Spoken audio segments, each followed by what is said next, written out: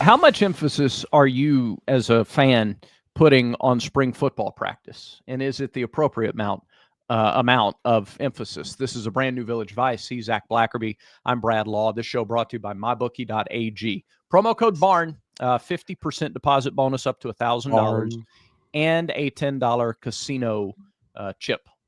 There you go. Use promo code the BARN at mybookie.ag. That's kind of my first question, and might be the entire discussion here, Zach, is what do you think is there's nowhere near the amount of coverage, of excitement, attention, whatever the word is, on spring football. And is that a bad thing necessarily? Your thoughts?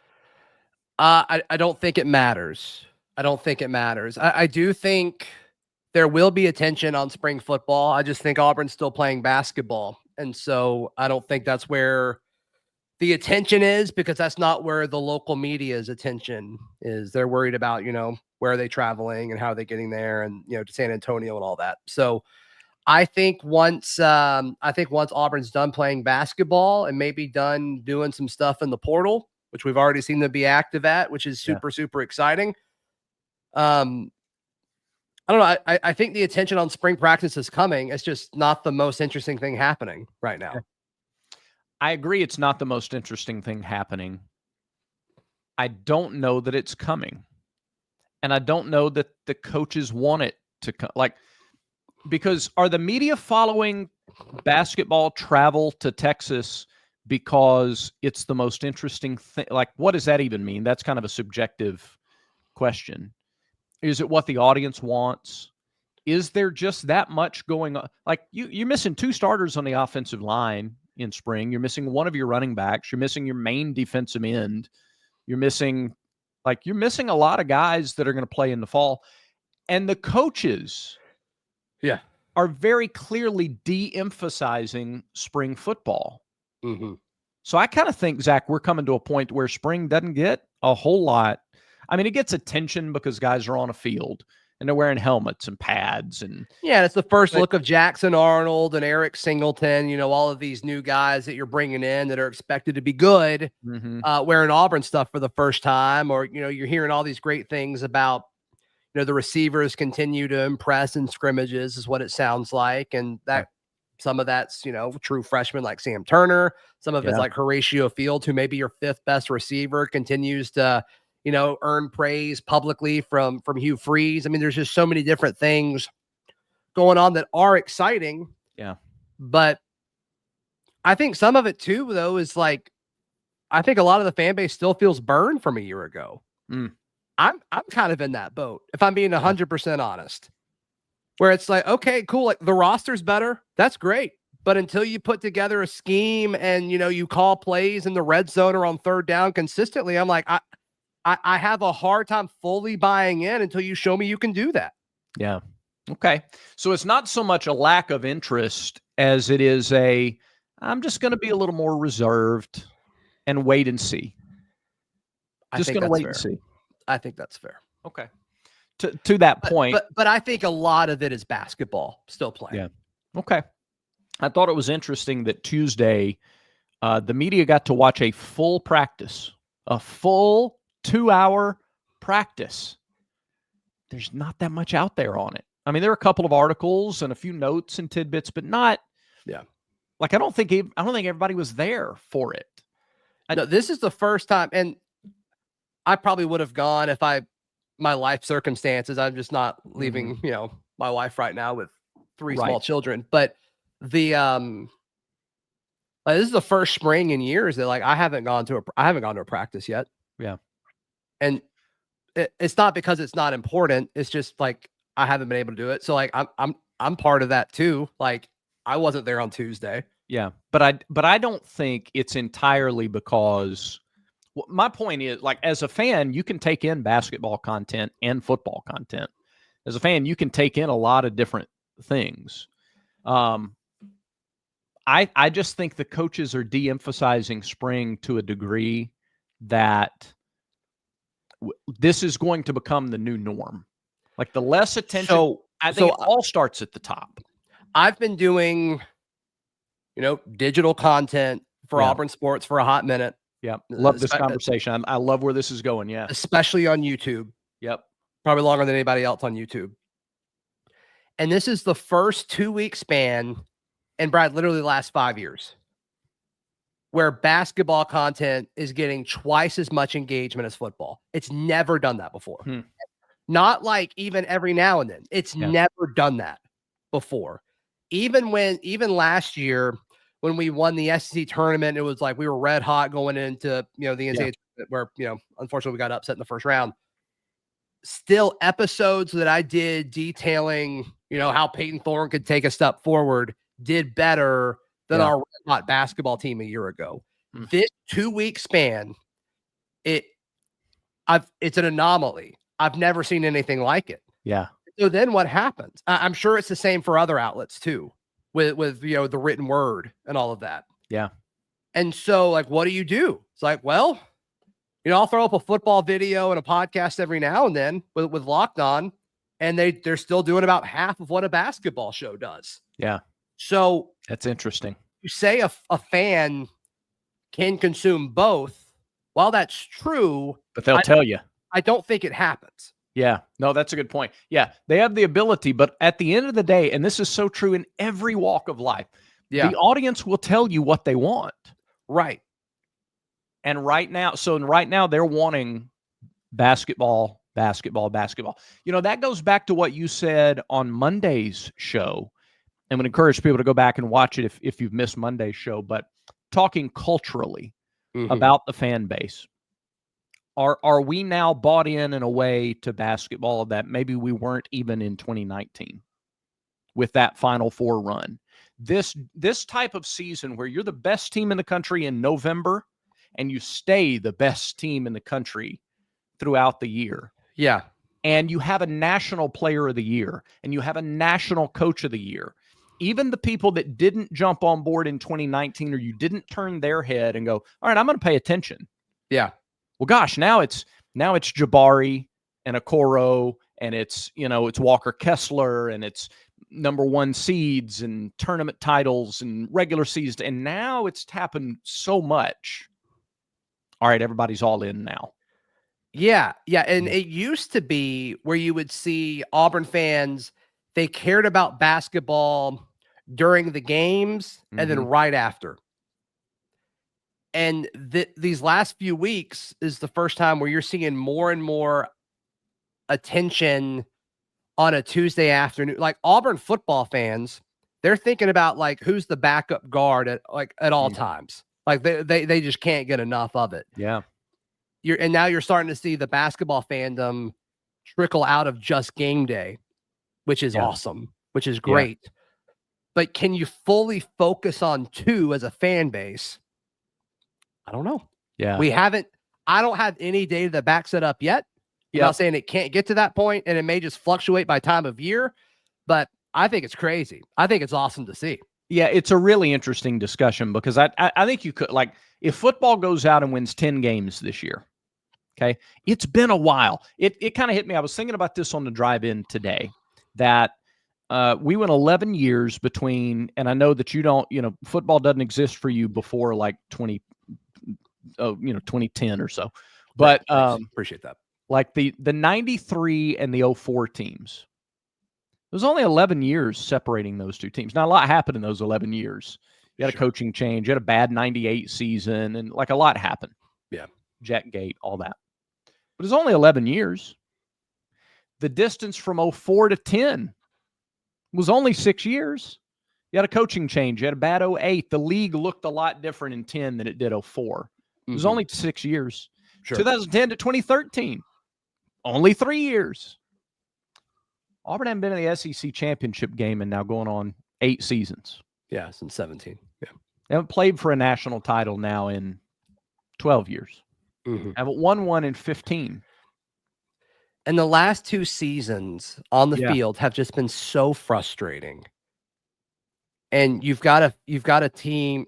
I did a show where we were talking with Locked On UCF, Mike G of Locked On UCF. We were talking about obviously the transfer portal win, but also just how different the NIL situations are between Auburn and a school like UCF. Like it's not even like the talent pool and the options are just totally different between the two because of access to NIL. And it's what's so interesting is Auburn is still finding the money to compete off the field. But we're at a point where it's like, okay, this roster is awesome. Yeah. Like, there's not a glaring weakness of this roster, but you got to do it. You got to do it at some point. Well, meanwhile, you've got Bruce Pearl, who's beloved by everyone and within the Auburn fan base. Yeah. And like, he's winning championships and everything he says is so quotable. Yeah. And like, you just put it on a graphic and you see it everywhere on social media, and all these players are so lovable. Like this culture that he's built and the type of player he's attracted. I mean, the two products look different right now. Now Auburn football can start winning and everything changes quickly. Yeah. But in the first 2 years of Freeze, that hasn't happened. And it didn't happen in the first 2 years. Like it didn't happen in year 3 with Bruce. It happened in year 4. Year 4 is when the program turned a corner. But you still had moments though. Like you still had KT Harrell, draining the 3 against LSU, and we had that 24-hour window of like, what if we beat Kentucky in the SEC tournament? Like we had those moments. Yeah, and you beat Kentucky the next year or the year in year 2 or 3 with that team. They beat Kentucky at home. Yeah. And just the bar was so much. Like what happened before Bruce was so bad. Yeah.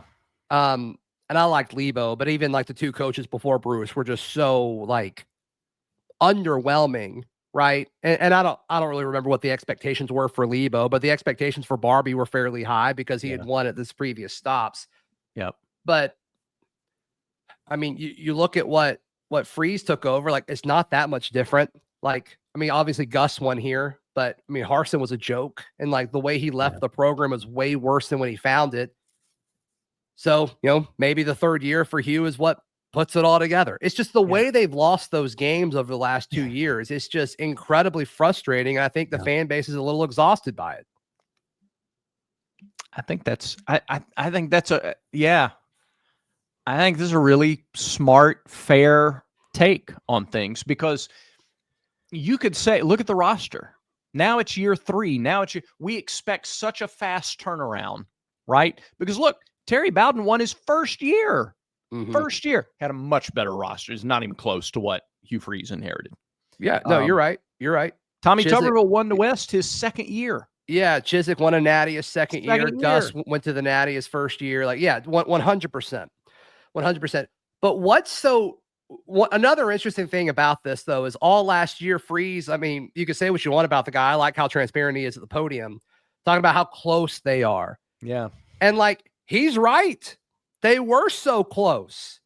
And I think he's really close to turning the corner as a program. I believe him. Yeah. I just don't think it's the right move to say that all the time. But I've said it. I'm not going to criticize you for being honest. I'm never going to criticize a coach for being honest. I will question if it makes sense strategically or not. Yeah. But he's right. Like, you were so close to beating Missouri. You were so close to beating Oklahoma. You were so close to beating Alabama, the 4th and 31 thing. But the way that you have found ways to lose is exhausting. Yeah. And so what else are you competing with? You're competing with a program that has created a culture where they will do anything to win, and somehow they keep finding ways to win. Doesn't matter if they're down 4 against Tennessee with 30 seconds left. And it's like, I think they're going to win somehow. Yeah. And they do it on a consistent basis every single time. And so if your options are, yes, I love Auburn football, but oh my goodness, they keep ripping my heart out, please stop it. And this exciting brand with this exciting coach that's winning championships and has a chance to win for a national championship in a few days, we'll see. Yeah. That keeps finding ways to win. I don't know. Which one are you picking? Yeah, I mean, I don't think you have to pick, but I understand. But I'm saying people are. Yeah. People are picking one over the other. And you can say that you don't, but like what you click on, you only have time to watch and consume so much content in a day. That's right. No, you're right. Yeah. And people are picking basketball right now. What I love is there's no refuting this. There is none. Right. There's so much content. You can have You can watch literally anything that you want. Bo Burnham said it great, and welcome to the internet. You can watch anything that you want. So what are you choosing? People are choosing Auburn basketball right now. Yeah, it's a great point. It's a great point. While spring is happening, while spring football is happening. Yeah, that's right. Yeah. You got a new quarterback. You maybe have the best receiving core in the SEC. You've got one of the best young defenses in the SEC. Yeah. There's a lot of fun storylines, but Auburn basketball's in the Final Four. You know what I would like? I'd like an article about the kicking game in spring. That's what I would click on. I would click on an article, or I would click on a video about who's going to make field goals. Somebody wrote one. I read one the other day. Did you? Did B-Matt write it? Somebody I don't know. I'll go check Rivals. it out. Love Brian. So I'll go check that out. Yeah. So, yeah. So, because that's what I think. That's, I mean, we've talked about it on this show. Is that topic going to make people mad? I don't know. What we just did? No, I don't think so. Okay. No. So there you go. Hey, what are we talking about next? Yeah, rhoback.com, RHOBACK.com. Use promo code VICE20 for 20% off. There's been some people that have said the promo code doesn't work. Yeah, it works. It works. I did it right before our show today. I used it. Just used it. So use promo code VICE20 for 20% off your order at rhoback.com. They've got so many new hoodies out. It's crazy. I don't really know what the difference between them all is, but head over to rhoback.com. You can figure that out. They've got the quarter zips. They've got the polos. They've got everything. Rhoback.com. Use promo code VICE20 for 20% off your order. All right. Let's talk then about basketball. Let's shift a little bit. And we've got it there at the end. They're going to rename that place in San Antonio, by the way. They're going to make it the Alamo instead of the Alamo. I like that. That's fine. I'm so sorry, everybody. By the way, Andy's final call of Auburn going to the Final Four, where he says, "Remember Auburn." That's good. That's really good. Oh, yeah. Way to go, Andy. I hadn't heard that. If you haven't heard it, it's on social media in a couple of different places. So cool. Where they allow us to put it anyway. Got it. Despite the thousands we pay just to show up. Anyway, for them to rip the Ethernet cable out right at the end before we're off the air. That's always fun. That sounds like the NCAA. Yep. Yes, doesn't it though? All right. So yeah, talk about this guy. Auburn is closing deals on transfer players while in San Antonio at the Final Four. Yeah. Yeah. Obviously getting a UCF star, Keyshawn Hall. He led the Big 12 in scoring as far as points per game. Last season, averaged 18.8 points, shot 42% from the floor, over 35% from three. Dynamic player, probably more of a natural three, but I am kind of curious to see how Auburn will use him because of Chad Baker-Mazara's assumed return. So like, you need a two. Do they move one of those guys to a two? I don't know, but Keyshawn Hall, dynamic player. He's got the size. Yeah. And we've talked about this with other guys who have come in, the Miles Kellys, the Denver Joneses, the JP Piggies of like, okay, you were used to carrying a team and now you're a guy. Like, what does that transition look like? I think he's going to benefit from that, especially on the defensive end of the floor. But that's really the only like question I have is like, okay, you're not the guy, you're a guy. How does that work? But you got to assume that with as quickly as he signed, he wants to be here, which is super encouraging. Well, and it goes back into, I think we talked a little about this Monday, is why wouldn't you? Why would Auburn not be the #1 destination for any high-level transfer in America right now to see the debate? And look, and this guy, my question about him is, what number is he going to wear? Because he wore 4 previously, and I don't think he's wearing 4. That's interesting. Well, we'll learn that real quick, won't we? Yeah, yeah. So again, I just this staff, to your point about what they've built and the consistency at which they've been at the highest level, development, atmosphere. Name something you'd want if you're a high-level college basketball player. Well, he's got a quote that gives me chills. His quote said, "I want to be coached by the best coach in the country, and that's Bruce Pearl." How about that? How about that? Well, he is the national coach of the year. So as he how should about that? be. How about Auburn basketball right now has both coaches of the year, both on the men's side and the women's side. How about that? Coach of the year. That's awesome. Yeah. That's awesome. No, I mean, it makes sense. It sounds like Auburn's going after 3 big names in the portal.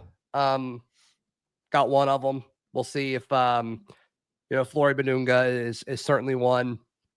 And then, the kid from UAB seems to certainly be another big priority target. He declared for the draft, but I don't think he signed an agent or anything like that. So I think that's still possible. So,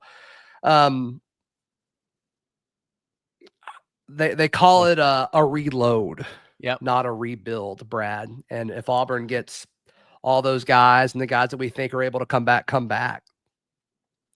don't know. They're going to be good again. It's going to be a show enough reload, not just a little flimsy reload, but a heavy artillery reload. Yeah. I mean, I'm not going to say that they're better.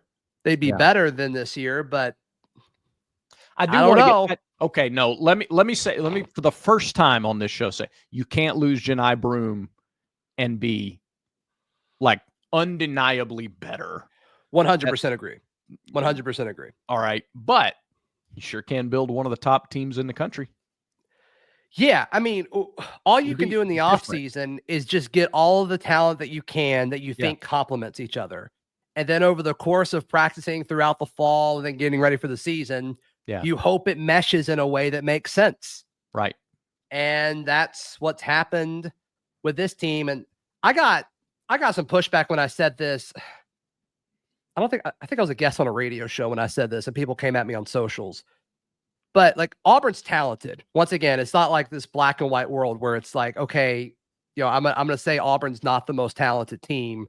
But like, let's think about like where a lot of these guys came from. Like, people weren't knocking down the door for Chaney Johnson and Chad Baker Mazzara and Miles Kelly, but they're all talented. They're good players, but they've all of these guys together have created something that's way better than they are at the individual level. And that's Bruce Pearl, and that's culture. And he continues to keep doing it.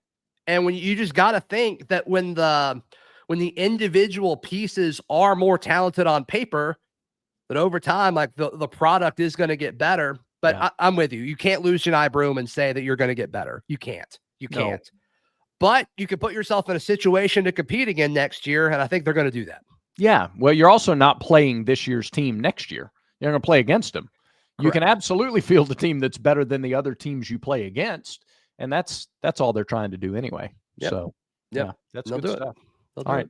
We'll talk some more basketball tomorrow. Maybe do a 6-pack. Yeah, let's do it. Okay.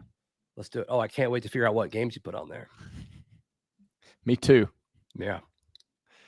Probably pick some like ACC baseball or something. I like the way you think, Zach. That's great. Let me write that down. We'll start the I made a mistake immediately. I made a mistake. CC. Wake Forest got this weekend. Hang on, let me look that up. Okay. In honor of Horatio Fields. All right, I think that does it for today's show. It does. Thanks for subscribing. Thanks for watching and commenting. I will read them. Zach won't. I'll pass along anything interesting to him. Please. And remember our friends at mybookie.ag. Go there. Use the promo code BARN for lots of really cool stuff. Remember, until next time, everyone has vices. Make sure Village Vice is one of yours.